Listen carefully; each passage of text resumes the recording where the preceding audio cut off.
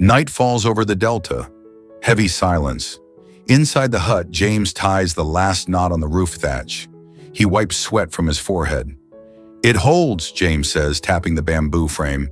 "Structural integrity, 100%. Diep smiles, sewing a button on his shirt. "Don't get cocky. The wind here has teeth." "Let it bite," James flexes his arm. "I have thick skin now." The oil lamp flickers. Then it dies. Boom! Thunder shakes the ground like a bomb. Diep drops the needle.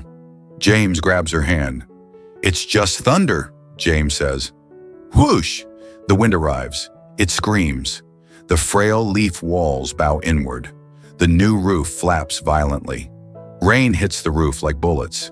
A deafening roar. "The window!" Diep yells. James rushes to the shutter, banging against the frame. He fights the gale force. The wind pushes back, stronger than a man. He slams it shut and jams a stick to lock it. Water sprays in through the wall gaps. The floor turns to mud. "Get on the bed," James orders. "Stay off the floor." Diep climbs onto the bamboo bed. "James, the roof!" James looks up. The main crossbeam, the spine of their house, is creaking. A dark water stain spreads rapidly across the center. Crack. A rafter snaps. A stream of cold water pours onto the bed, soaking the mattress. James throws a plastic basin under the leak. It fills in seconds. "It's not enough," James shouts. The main vertical pole is shaking. If that goes, the hut collapses. James grabs a coil of rope. "What are you doing?" Diep cries. "Reinforcing." He ties the rope around the shaking pole and anchors it to the heavy wooden bed frame. He pulls it tight. Crash. A large tree branch smashes through the wall, missing James's head by inches. Leaves and mud explode into the room. The wind howls into the breach. The pressure is too much. Ack! The main horizontal beam above the bed fractures. It sags low, aiming straight for Diep. James moves. He leaps onto the bed, straddling Diep. He plants his feet wide on the bamboo frame. He raises both hands and catches the falling beam just as it buckles. The weight slams into his palms. Heavy, wet, crushing. James grunts. His knees bend. He pushes back, locking his elbows. He becomes a living pillar, holding the roof up with bare hands. "James!" Diep screams. "Stay down," James roars. "Don't move." He is the only thing stopping tons of wet wood from crushing his wife and child. The storm rages. Lightning flashes, illuminating James's grimacing face. Veins pop on his neck. "Vance!" James gasps. "Where is Vance?" "I can help!" Diep tries to push the beam. "No!" James snaps. "You protect the baby. I protect the house." Water runs down the beam, mixing with blood from James's reopened shoulder wound. It drips onto Diep's face. She wipes it. It's warm. Blood. "You're bleeding," she sobs. "James, please, let's run." "Run where?" James grits out. "Outside is worse. We hold the line here." Minutes pass, then hours. James's arms tremble.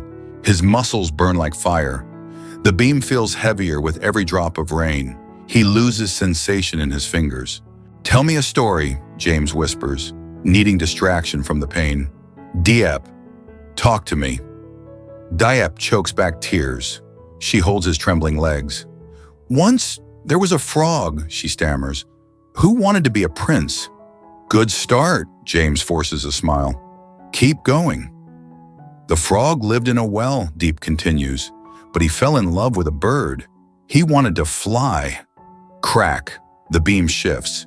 James groans, arms dropping an inch. He roars and pushes it back up. "James!" "I'm here," he pants. "Keep talking. What did the frog do?" He built a ladder," Diep cries, "to reach the sky." Outside, the water rises. It floods the floor. The bed is now an island. James looks down at Diep. She is terrified but safe. He looks at his watch. 2 UNOAM, no mercy from the storm. He closes his eyes. He imagines he is in his penthouse gym, bench pressing 100 kg, just one more rep. Don't quit, he tells himself. If you quit, they die. James, Diep whispers. The river. James looks down. Muddy water laps at the mattress. Rats are swimming in the hut. A large centipede crawls up the bedpost. James cannot move his hands. Diep, James says calmly. The lighter? In my pocket. Scare it. Diep reaches into his pocket. She flicks the lighter. The flame flares. She waves it at the centipede. It scurries away. Good girl, James gasps. Suddenly a loud thud on the door. Open up! A voice screams over the wind. James's heart stops. Police? Robbers? He can't move. He can't defend her. Who is it? James yells. The door bursts open. A figure in a raincoat stumbles in. It's Vance. He is soaked, holding a flashlight and toolkit. Boss! Vance yells, seeing James holding the roof. Took you long enough. James grins weakly, arms shaking violently. I'm getting a cramp. Vance rushes forward. He throws 2 hydraulic jacks under the beam, cranking them fast. Clank, clank, clank. The metal jacks take the weight. James feels the pressure lift. His arms drop. He collapses onto Diep, spent. I got you. Diep wraps her arms around him, burying her face in his neck. Vance looks at the scene. The billionaire collapsed in the village girl's arms, surrounded by floodwater. Car is 2 kilometers away, Vance says. We need to move. This area is going underwater. James tries to stand, but his legs fail. Give me a second, James whispers. He looks at his hands, numb, white, locked in a claw shape. He looks at Diep. She is kissing his bruised knuckles. The frog, James murmurs, eyes closing. Did he make it to the sky? Yes, Diep whispers. He carried the whole world on his back to get there. The hydraulic jacks hold the roof. The hut groans, but it stands. Vance throws a raincoat over Diep. He holds out a second one to James. Boss, put this on. James stands there. He stares at the coat. He tries to lift his arms. His shoulders twitch. His arms do not move. They hang dead at his sides, muscles seized in permanent spasm. I can't, James whispers, shame coloring his face. Vance realizes immediately. He slides the coat over James's paralyzed arms like dressing a mannequin. He buttons it up. Car is on the main road, Vance shouts. The path is flooded. We wade. Vance looks at Diep's belly, then James's trembling legs. I will carry Mrs. Diep, Vance offers. James's eyes flash. Instinctive jealousy. No, I take her. You can't even lift a spoon. Diep grabs his numb hand. Let him help. James looks at his useless hands. He swallows his pride. It tastes like bile. He nods. Vance squats. Diep climbs onto his back. Stay close, boss. They step out into the nightmare. The river has swallowed the land. Water is waist-deep, cold, and fast. Vance moves like a tank, cutting through the current with Diep. James follows. Every step is agony. The wind pushes him. He slips. Splash. James goes under. Muddy water fills his mouth. Darkness. He thrashes, trying to push up, but his arms don't work. He is drowning in 3 feet of water because his body has shut down. A hand grabs his collar. Vance hauls him up. On your feet! Don't die on me now! James coughs up river water. He locks his knees. Move! Don't die! They reach the creek. The bridge is gone. We have to swim, Vance yells. Can you swim without arms? James looks at the swirling black water. Tie me to your belt. If I sink, drag me. Vance nods. He tethers James to his waist with a rope. Vance jumps in. He swims powerfully with one arm, keeping Diep's head above water. James floats behind like driftwood, choking on waves, kicking feebly. They hit the bank. Vance hauls James onto the mud like a caught fish. James heaves. alive. 200 meters away, headlights cut the rain. The black SUV. Inside the SUV. Silence. Warmth. Diep strips the wet coat off James. She gasps. His arms are blue. His hands are curled into claws, frozen in the shape of the roof beam. His shirt is stuck to his bleeding shoulder. Hospital, Vance says, looking in the mirror. No, James croaks, teeth chattering. Juan will find us. Too risky. You have necrosis, Vance argues. Motel, James commands. Cash only, no ID. Vance hits the steering wheel but obeys. The SUV tears away from the flood. Diep climbs into the back seat. She wraps a dry blanket around James. She takes his frozen, claw-like hands and puts them under her shirt, against her warm skin, right on her belly.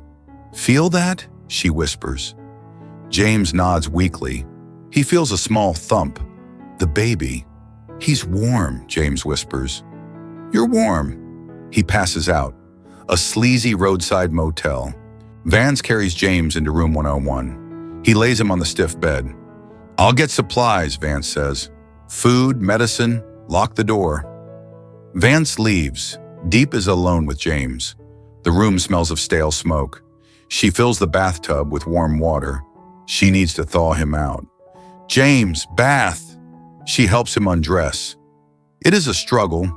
Clothes are glued to skin with mud and blood. When she peels the shirt off his shoulder, he screams silently. She guides him into the tub. The water turns brown instantly. James sighs, head lolling back. The heat loosens the iron grip on his muscles. Diep grabs a bar of cheap soap. She washes him, gently.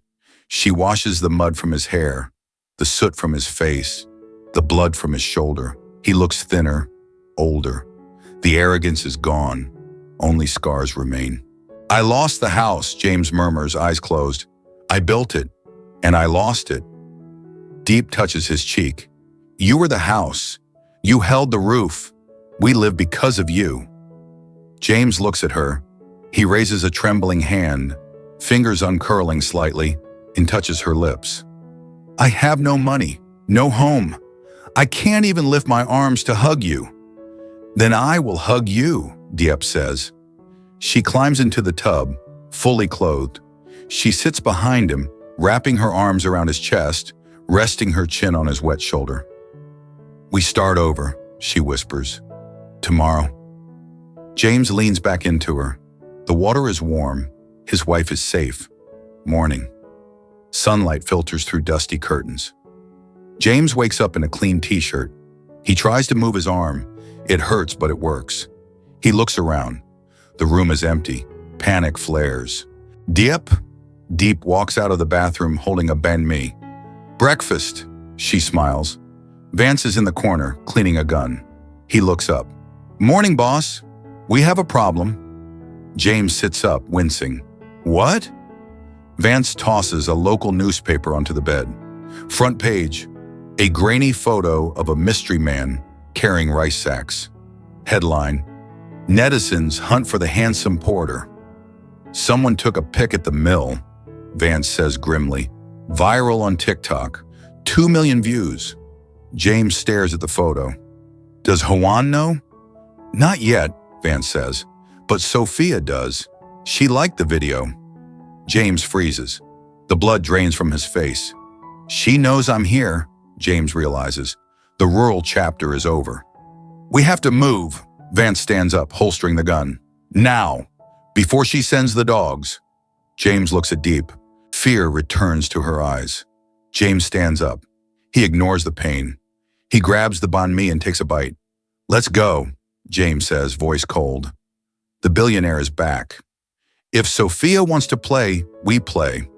He walks to the door. He doesn't look back. The escape continues. Một cơn bão lớn ập tới, túp lều lá suýt sập. James dùng chính thân mình làm trụ đỡ, hai tay giữ xà nhà hàng giờ liền giờ để che chắn cho Diệp và đứa bé. Máu chảy, cơ bắp tê liệt, nhưng anh không buông. Khi Vance kịp đến cứu, cả ba phải băng qua dòng nước lũ trong đêm. James gần như chết đuối vì kiệt sức. Ở motel rẻ tiền, Diệp tự tay tắm rửa, sưởi ấm và ôm James trong bồn nước. giúp anh hồi xoài sức sống. Sáng hôm sau, James vừa có thể cử động thì phát hiện hình ảnh anh bốc phát ở nhà máy gạo đã lan truyền trên mạng. Sophia đã nhìn thấy, điều đó đồng nghĩa nơi ẩn náu đã bại lộ. Chưa kịp nghỉ ngơi, James buộc phải đứng dậy tiếp tục chạy trốn, chuẩn bị bước vào ván cờ mới, nơi kẻ săn và con mồi sẽ đổi vai.